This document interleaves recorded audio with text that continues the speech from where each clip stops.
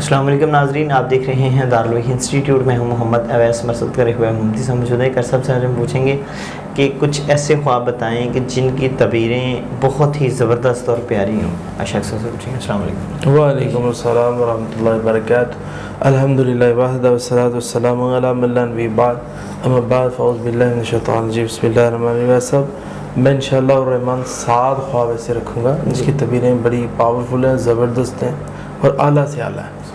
تو سب سے پہلا خواب یہ ہے کہ انسان خواب کے اندر لاٹھی دیکھتا ہے تو سردار بنے گا۔ یہ اس طرح خواب کے اندر انسان عطر دیکھتا ہے کہ بڑی اچھی خوشبو ہے تو اس کو اچھی خبر ملے گی۔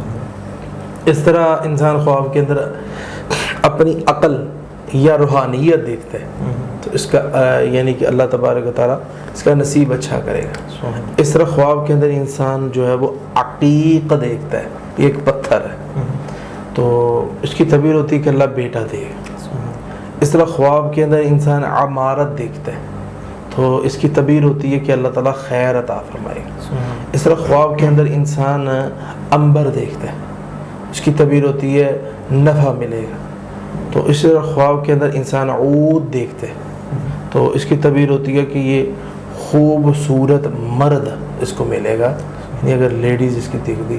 یہ 7 خواب تھے جو کہ میں ناظرین کے سامنے رکھے ہیں۔